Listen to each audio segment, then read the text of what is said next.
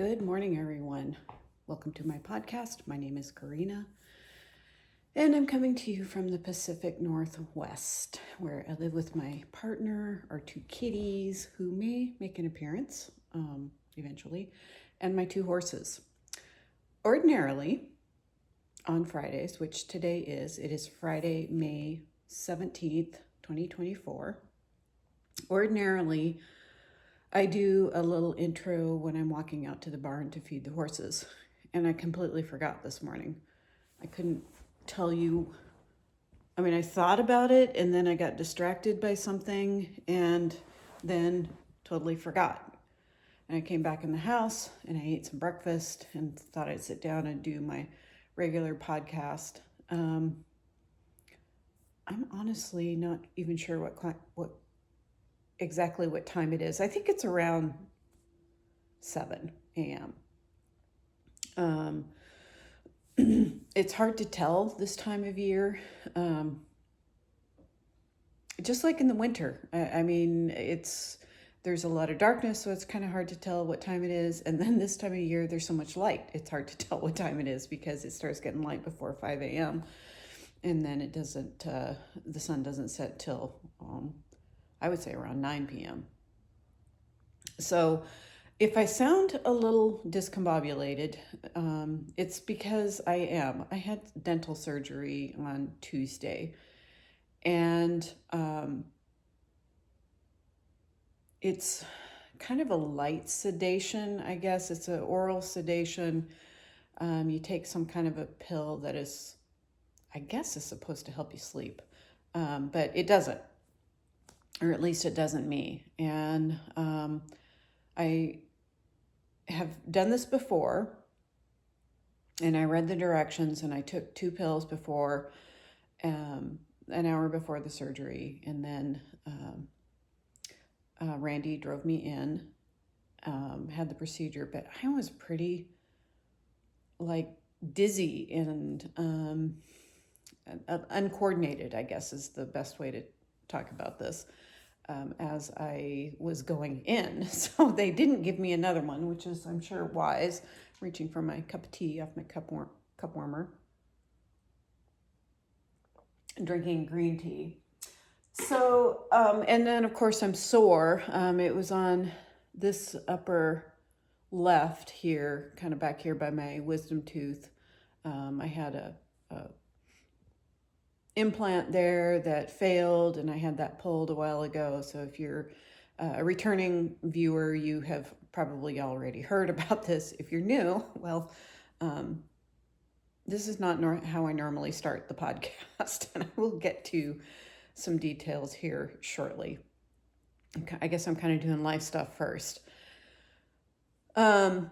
Anyway, I am sore. My sinus has been somewhat impacted, so hence I'm a little bit spacey and a little bit out of sorts.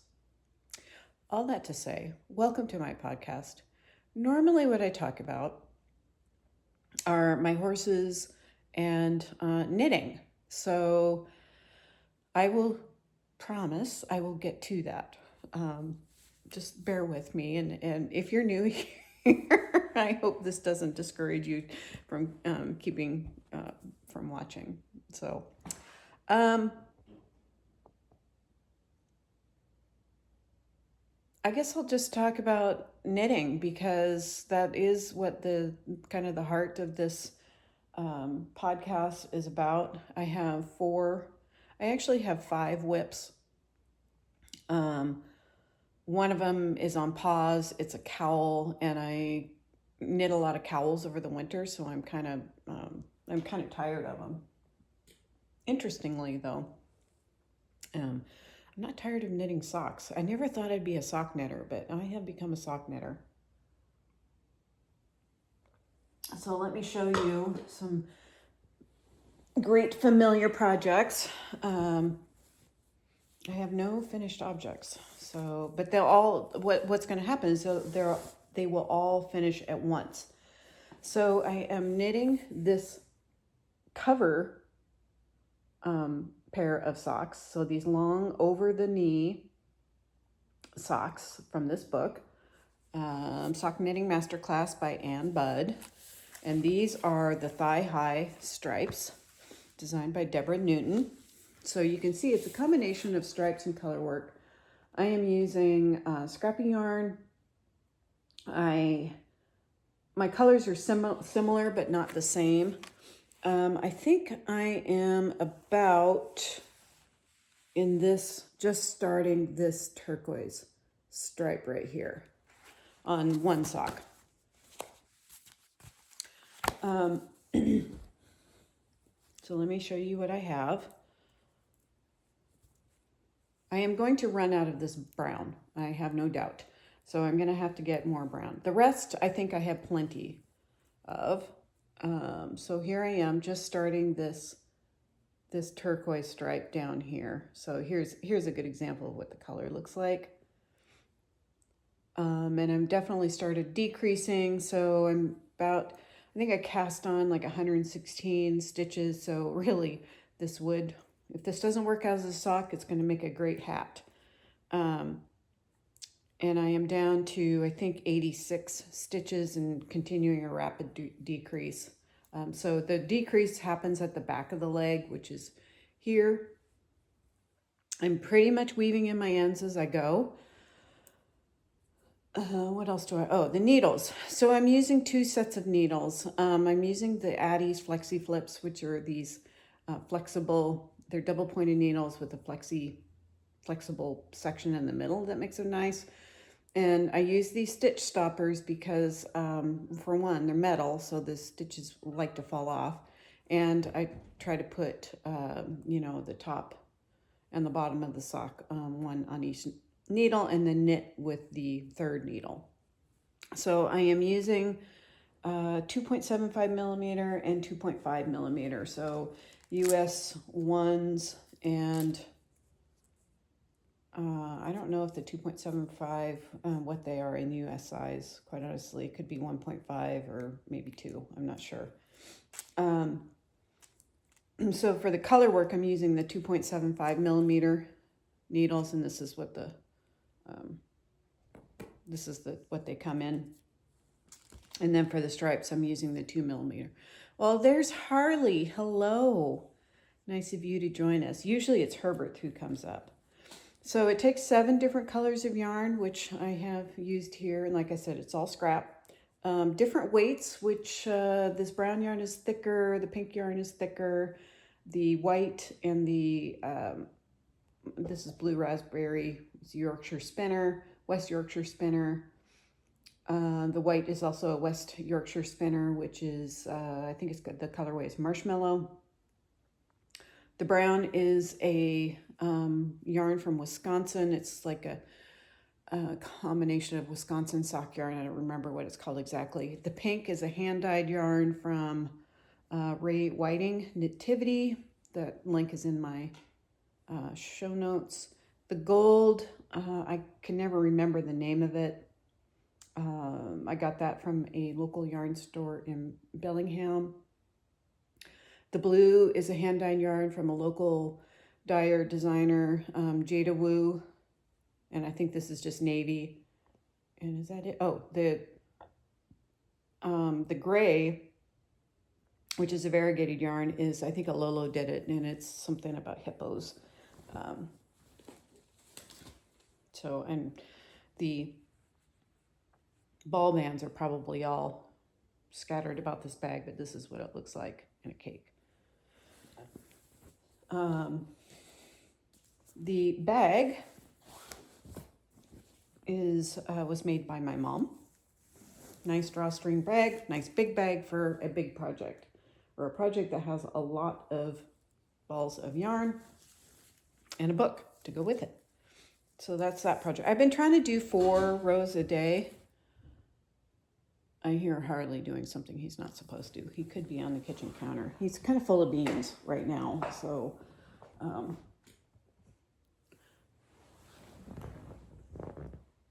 don't see him, so.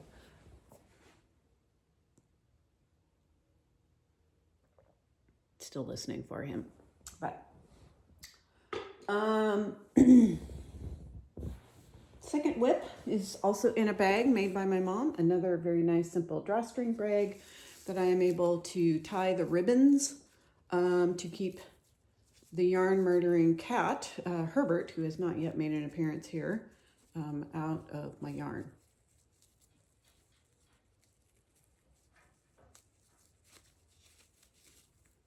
I hear Harley doing something. I'm not sure if he's doing something he's not supposed to, but if I have to leave suddenly, that is what that's about. So this pair of socks is out of the 52 Weeks of Socks by Lane Publishing. It is a lace, has a left and a right lace pattern, and it is called Lumme, Lumme. And so I started these on April 15th. I finished the first sock on May 10th, and I'm working on the second sock. These are a toe-up design. I'm using a self-striping yarn by Freckled Whimsy. I don't recall the colorway, but here is it in a ball. So blues and purple and white, very pretty. I'll show you the finished sock. Like I said, toe up, so you can kind of see the lace pattern. I mean, there's not a real distinct lace pattern. The cuff, which I used, the contrasting, has a kind of a more obvious lace pattern. And then the foot and the leg are stockinette stitch, and the heel and the toe and the cuff are all in a garter stitch. So I think this is going to be a really comfy sock. I use Chogu red lace, size 0. I knit left-handed, and my stitches are a little bit bigger than when I knit right-handed. So this is all I've got on this. I have not made a lot of progress. Trying to do 4 rows a day, but I have been distracted by a couple other projects that I'll show you. And then, so I have this kind of nifty little stitch marker. I think this came from row 1.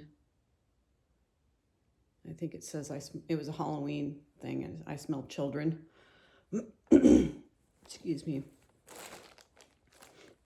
So one of the things about this dental surgery, I've been having to take antibiotics, and I have noticed that the surgery, since it's on the top left, it's kind of impacted the sinus. So I don't love taking antibiotics. I mean, they have their place. And I have been trying to eat a lot of yogurt to counteract the effects, the digestive impacts of an antibiotic. And it's sort of the lesser of two evils, I guess. Well, maybe I'm not even saying that right. Dairy kind of impacts my digestive system too, and also my sinuses, but in a different way. So I don't know, I suppose it balances each other out. But all that to say, I am not feeling my best. So forgive me for this. I hope that you are working on something and you have something nice to drink. So maybe you won't pay too close attention to what I'm saying today. So that is that project. I am a fan of the Crazy Sock Lady, Kay Litton, and she's going to start summer sock camp next Friday, a week from today. So I'm hoping to get this sock finished, and then another project. Actually, I'd like to get 3 projects done by then, because I have some cast-ons in mind, some stash yarn that I need to work on, including some Freckled Whimsy stuff that I've had for a while. So since I'm not feeling super great, it's supposed to be a rainy weekend, although the sun is out now. I may just spend a lot of time knitting and just kind of resting up. And I'll talk about, kind of the impact on horses and horsemanship a little later. So, third whip. Yeah, third whip. This is also in a bag made by my mom. This is a quilted bag. It's lined, it has a zipper. This is a great bag. I really like it. Sometimes the yarn gets caught in the zipper, but you know, it's not a big deal. I've never like ruined anything. So I am making the Scrappy quilt socks by Kay Jones. I actually ordered yarn for these. I'm not doing scraps as in this picture. I'm using Polka Dot Creek, Blanket Club mini set that, it's this same set of colors and the same scheme. So I am getting close to finishing the first sock. I am on the foot. I am also using Chogu Red Lace, size 0. I'm using their bamboo version, which are a little bit 32 inch, which are a little bit smaller gauge than the metal ones, because I found this out when I made one sock with the bamboo and one sock with the steel, and the ones with the steel were just slightly bigger. So this is what the sock looks like. It's a fun pattern, easy to memorize. So 15 rounds of rib and then 20 for each stripe. So I did 10 of this color and then the heel, which is a different mini. And then I just started the, so I've got 2 more. So the color I just started and then 1 more for the foot before I start the toe. I'm knitting the smallest size. If you are a returning viewer, you know that I have long skinny feet. So, and plus since my gauge is a little bit loose, I can knit the smallest size. These will be a little snug. It's okay. Normally, like kind of the normal or average sock size is 64 stitches cast on, if you're doing cuff down. My favorite fitting sock is 60. And it just goes, and it's kind of crew length, so right below where my calf starts getting bigger. And that's kind of my favorite go-to sock. These will be fine. It's super wash, so you know they do have some stretch. The other sock that I showed you is toe up, and I think I end up with 60 stitches on the needles by the time I get up to the cuff. This pattern, you could do it 60 stitches because it's a repeat of 5. Is that right? It's a repeat of 4. So you could do, can't you do 60? By 4? I'm not mathing very good right now. So maybe it wouldn't work out.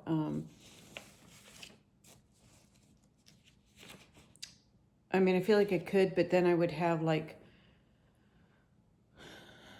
it would just be harder to do the pattern. Right now it's so easy to memorize because the pattern is the same on the around this part. It would, since it's all the way around, it's the same on the front and the back. I guess what I could do, so if I did 60 stitch, no, because it wouldn't divide into 4. So never mind. So 56 stitches is the best solution for me unless I want to go like super small needles, and I really don't. So this is Kay Jones pattern. I love her patterns. Last week I was watching Legacy Fiber Arts, and they were talking about the Kay Jones sock patterns that they were knitting, and of course I went online and ordered those patterns as well because she does excellent patterns. I have been tempted to buy a Crazy Sock Lady pattern, Kay Litton. She has a couple patterns that I like, but I just haven't done it yet. I probably will. And my final whip. So this is a sweater, a Scrappy sweater. I am almost done with the first sleeve. I'm done with the body, almost done with the first sleeve. So I think I just need to finish a row. Here we go. Finish this row and then try it on and see if I can start the cuff. So this is minis and scraps held together with a solid-ish, it's not really solid, it's fingering held double. So this is a DK weight, just Raglan pullover. I got the numbers from knittingfool.com, so that's pretty easy, but let me show you the yarn. And I'm getting close to the end of the second ball. So this is the color. I had 2 skeins of this, and this is hand-dyed yarn by Ray Whiting, nativity.com. And this is kind of a mint green. I don't know if it looks like it's showing pretty true. And then I just had all these scraps that have green in them. So let's see here. What is the color that I am working on right now? It must be in the bag. I think it's this one. Nope, it is not that one. It is, oh, this one. This little green one. So this was a mini from, I think it was an Advent from last Christmas. Polka Dot Creek yarn, hand-dyed yarn. This is Madeline Tosh. I have used this. I don't know why this is so confusing.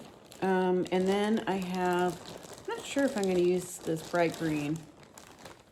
This is also Advent. You might be able to see a little sparkle in it, but it's very bright green. I might use it.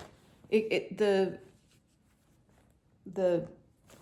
solid color, well, it's not really solid. This tonal I'm using really kind of tones things down. And I'll show you the sweater again just to kind of show the diverse kind of yarn. So my backup plan is if I run out of that base color yarn is to use this on the second sleeve as the one that will be held throughout. This is a hand-dyed sock yarn from Skein Tipple, which is a yarn store combination cocktail bar on Whidbey Island. And this is a Freckled Whimsy self-striping yarn. So I have plenty for the second sleeve. I just want to make sure the sleeve's long enough. But let me just kind of show you this sweater.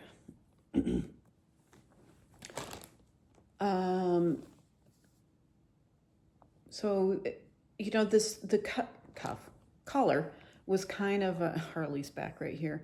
The collar was kind of an olive green held with that kind of cool mint, and it really kind of mellowed it out. And then this was a Halloween Advent. I don't remember exactly what this was. This was also a Halloween Advent, as was this. I believe this is the Freckled Whimsy self-striping yarn, and you'll see that again in this stripe down here. You can see that, and so on. So that's how I have done that. The bottom hem is it's a couple different colors of yarn. I don't know if you can really see that, but I kind of stuck with the darker colored yarn, just trying to keep the lighter and some of the, you know, really interesting yarns up towards my shoulders and where people are hopefully going to be looking. So I love the way this has turned out. This has been kind of my evening knitting. It's pretty mindless, and I'll talk about this more in life stuff, what's been going on besides dental surgery. There's just a lot going on work-wise. So those are my knitting projects. I could talk to you about horsemanship. I haven't done a lot this week. Let me start with the weekend. So the last weekend was really nice. And if you watched the last episode, you know that I went on a trail ride with my trainer instead of doing a lesson because it was a beautiful day and she wanted to get her horse out and we just both wanted to play hooky. I mean, I was supposed to work. I did work in the afternoon and I was supposed to work in the morning, but I played hooky instead. Normally I get Fridays off because I work 4 10-hour days, sometimes more. So playing hooky from work is not necessarily a bad thing. It's an option, I should say. And the meeting that I missed last week, I'm going to attend today because it's kind of an all employees meeting on a particular subject that, and they gave us a whole range of dates that we could attend. So this week is actually a much better week since I'm not feeling great, and it is. The weather's not as nice as it was. I mean, last weekend was just gorgeous. Randy had gone camping with a friend of his. They did a little bike packing trip over on Orcas Island. And so I spent the weekend around here. I did a lot of gardening. How I should end this video is just take you on a little tour of the garden. And I also mowed. I also got on my bike. I got on my mountain bike and I rode a trail that it was a little more than I had bargained for. So I have a few bumps and bruises from that. Otherwise, it was a nice weekend. I didn't do a lot of knitting because it was so warm and wonderful and I just wanted to be outside. I think I did knit a little bit outside, but not too much. Mostly when I was outside, I was doing something. So I have continued my training with Bragi, doing the trailer training. It's just a matter of repetition and getting him comfortable that he can do this and not be worried about traffic going by on the road or, the neighbors doing something or the birds chirping or whatever. It's interesting when the robins do their alarm call. That really gets the horse's attention. So one thing that happened last Sunday, I had the horses up front grazing. I had done a little practice with Bragi in the trailer, and I was just letting them graze. And this was before I mowed. I was kind of hoping that they would graze the lawn down enough that I wouldn't have to mow, but it was just getting out of hand, and the horses really couldn't keep up, despite their best efforts. But anyway, my neighbor has an excavator and he's been doing some landscaping very near our driveway, like on the property line. I think he wants to fix the fence that's been falling down for the last 10 years or 20 years. And just clear out some brush and he's retired, so he does this very slowly. Well, I had the horses up front and I heard him start up his excavator and start working. I was like, oh no. I mean, it's right next to the drive that I have to lead the horses down. And even my steady Eddie, Odin, older horse, he would get rattled by that. And my younger horse, Bragi, he would definitely get rattled by that. So it was almost time for the horses to go back. I mean, I give them like 2 hours to graze on that kind of fresh, lush grass. I mean, that is one thing. If you're not too familiar with horses, you do have to manage their grazing, especially on spring grass. So I'd set a timer for 2 hours and we were getting close to that. And I was like, well, he usually doesn't work out there that long. So I was like, well, if they stay out there another half hour, that's okay. Or, if he's really getting into it, I can ask him to stop, and he will. He's a very nice neighbor. So I came in the house for something, and then I realized that the excavator had stopped. And I was like, oh, I'll just take the horses back now. So I grabbed their lead ropes and hooked them up and saw that he was kind of walking from his shop over to his house. I was like, oh, this is perfect. And I led the horses I think I had been leading them one at a time. Taking Bragi first, putting him out back in the barnyard, and then coming back and get Odin, because Odin's very independent and trustworthy most of the time. But I thought, well, this will be a good time to practice leading them together. So I did that. And for one thing, because Odin is a solid citizen, it just really helps calm Bragi down and helps give him some confidence. And I think with both me as the leader and Odin as the steady, calming horse presence, he did great. So we walked down together, and it was great. And I had unhooked let him loose in the barnyard and went back up to the house, and then I was going back out later for something, and the neighbor was back out on his excavator. In fact, the neighbor got back on his excavator, I think by the time I was coming back from the barn, if I remember the sequence of events, and he turned it off and started talking to me, and I told him about, I had the horses up front and was worried about bringing them past. And he's just a really nice guy. He says, you can just always tell me to stand down, and I'll stand down. So it's really awesome. It's great to have neighbors like that. Monday, I had to drive into work.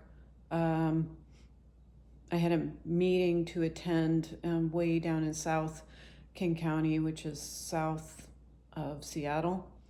And so I went to the office and worked there all morning, and then went to the meeting that I had to attend at 2 p.m. and it lasted a little more than an hour. Well, then I'm driving back north in traffic. It wasn't too bad. I mean, normally it's like an hour, and it only took, I want to say, an hour and a half, which is pretty good. I mean, if you are in an area where you have to commute and there's traffic, you know that going from an hour to an hour and a half is actually a pretty good commute. So, because really bad things can happen. In fact, the next day, I think my colleague was driving into the office, and she comes from the other direction, which is about an equidistance that she comes from, and there was an accident that shut down the freeway, and it took her 3 hours to get there, get to the office, which is terrible. I mean, that's almost 3 times as long as it would normally take. So, and that just really kind of ruins your day. So that was Monday. Tuesday, I worked with the horses again, just very briefly, knowing that I was going to have that dental surgery in the afternoon. Didn't do much. I rode Odin a little bit in the round pen, just practicing some things on Sunday, either Saturday or Sunday. I can't remember when I did it.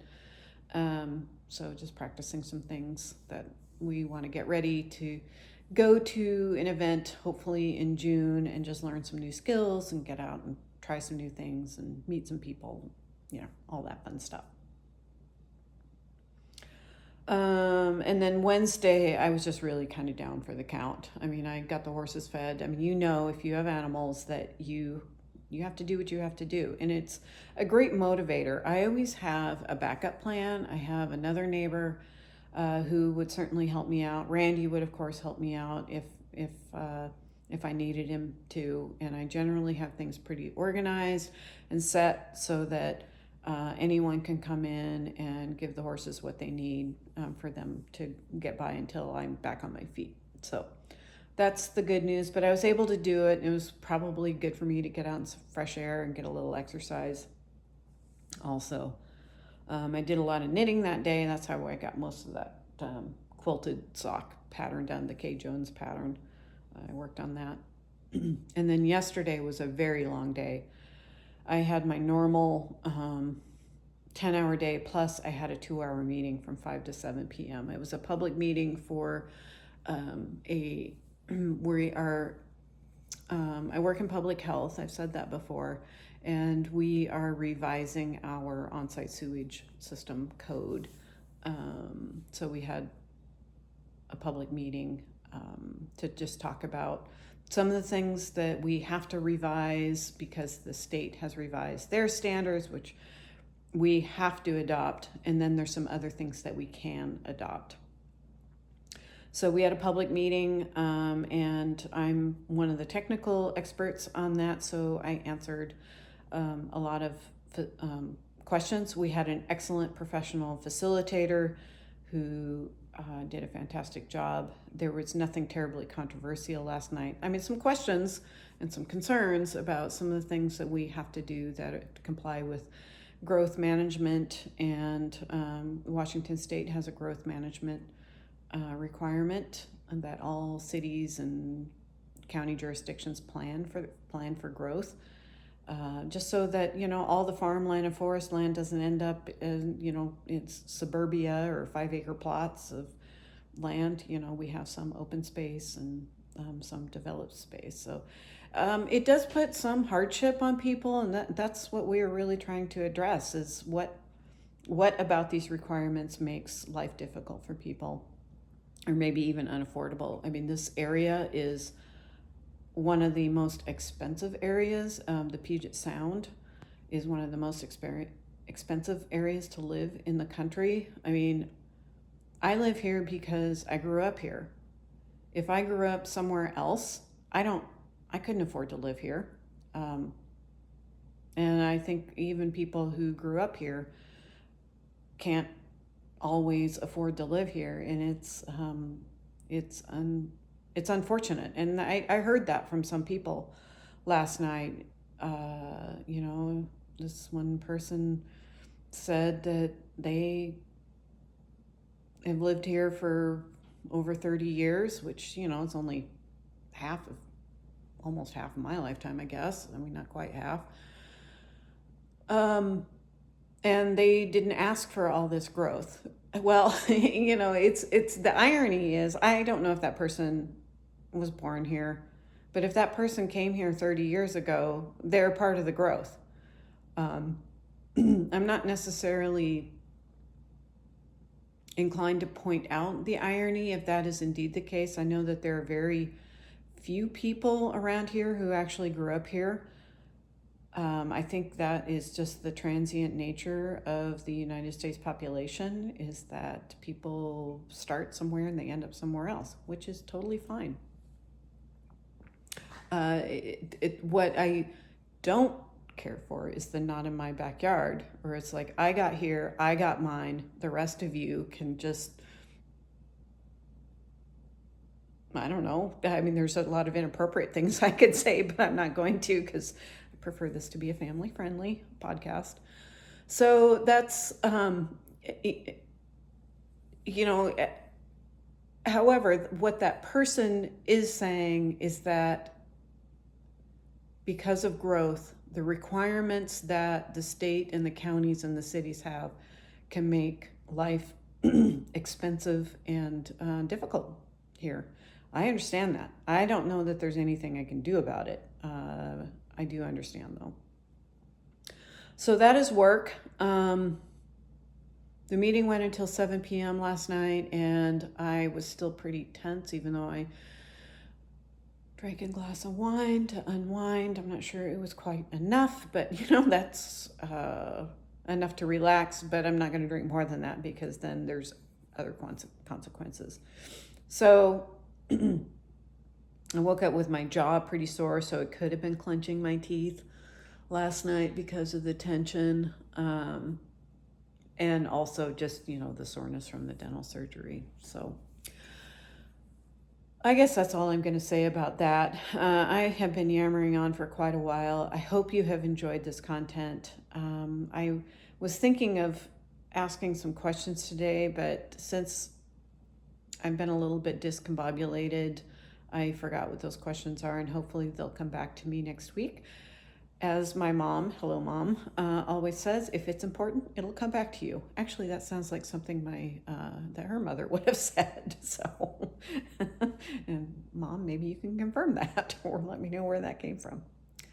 I will go out and film a little bit about the garden, or maybe take some photos, and call it a day. So have a great weekend, and I'll see you next time. Okay, this is garden tour, May 17th, 2024. So I put down some cardboard and compost in this bed. It does need some more compost, but eventually I plan to plant or transplant some zucchini and maybe winter squash. This tree was given to me when it was a much smaller tree by a friend of mine. It blooms in January, so that's really nice. There's a peony and a lot of weeds. That was given to me by a friend where I used to board Odin, and this grass, bunch of grass too. Looks like there's a berry growing in there I need to pluck. And then this, I think is it's a native flowering plant. I think it's a currant that attracts hummingbirds, so it seems to be doing okay. I think I bought that one as a start a couple years ago. Here is the Hugelkultur, which is the mound garden, a German mound garden. You can see that and there's a link to that in show notes. So fava beans are doing great. So I put up these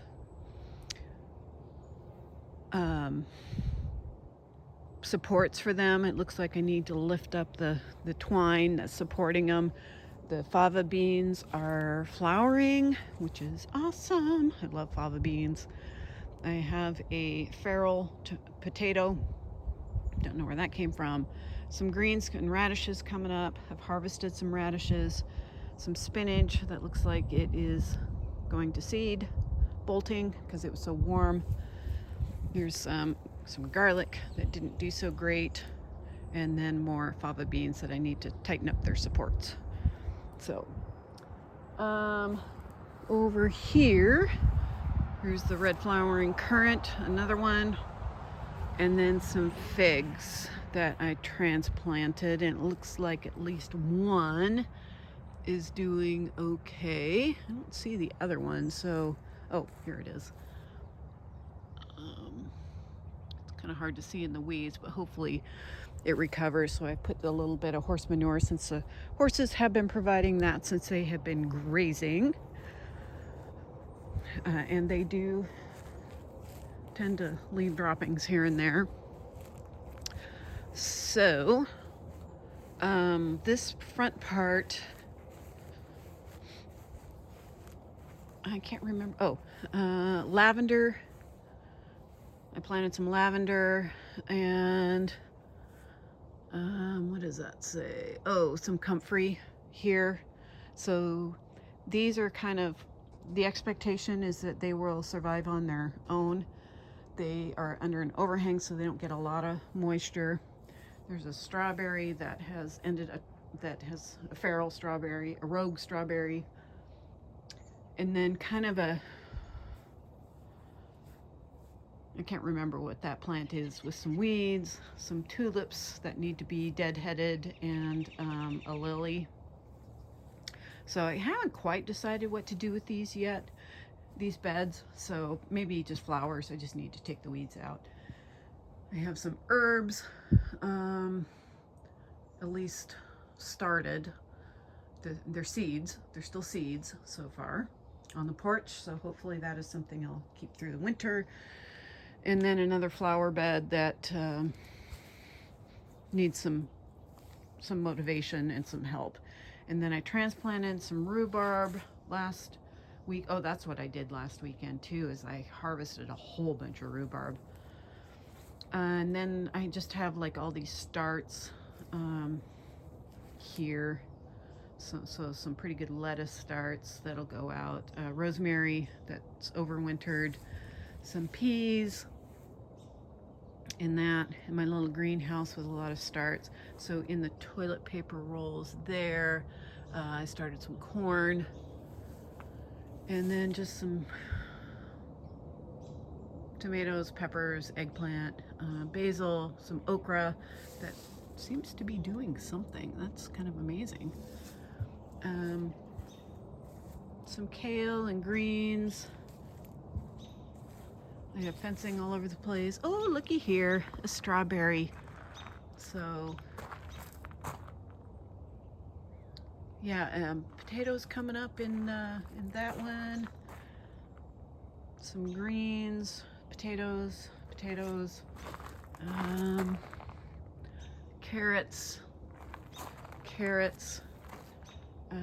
a lot of greens. I don't remember what those are.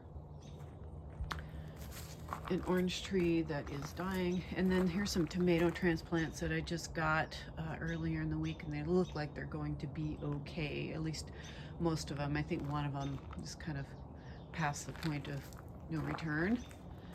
And then over here, some peonies, some more transplanted rhubarb with a slug that's shouldn't be there, but I'm not going to murder it on camera.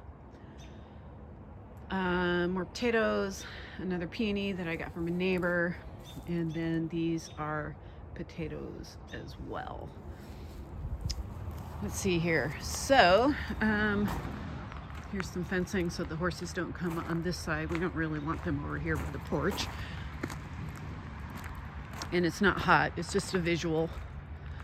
So, and this is kind of a main garden with blueberries, some garlic that I did not plant but has come back year after year. It's got kale, it's got some asparagus.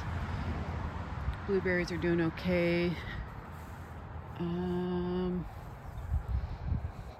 Kale's doing great. Some asparagus is kind of coming up a stalk at a time, so I'm not getting too much of that. Garlic, lots of garlic. And I think I saw a potato over here somewhere, a little one that's, and then a rhubarb that I attempted to transplant. It looks like it's trying to live. So I had a lot of rhubarb. I'll put that photo in at the end here too. It was just had a sink full. In fact, I had to use a laundry basket for all the leaves and trimmings and stuff from it. And then I have these horse feeders that I'm turning into planters. So this one I just filled up with vegetation and horse manure and stuff like that. And it's growing a couple potatoes. It looks like it has a chive or some sort of an allium. I was kind of planning on putting tomatoes in pots on here because it gets very warm here. Raspberry bed. That needs weeding, but I'm thinking that once the raspberries really establish, they've been in there for a couple years and we did get some last year. I'm thinking they'll choke out the weeds, so I'm not really worried about it. Apple trees, I transplanted rhubarb under there. Don't know how it'll do, and I transplanted chives and they seem like they're doing okay. So, and it is the same for that apple tree as well. So that is the front part of the garden. I do have some potatoes growing in a composted horse manure bed by the barn. So it had composted for at least 2 years, and I planted stuff on it last year that didn't do too well. And this year I decided to plant potatoes in there, and they seem to be doing great. So that will probably forever be a potato bed. So that's it for now. Get back into the house and get this edited and out.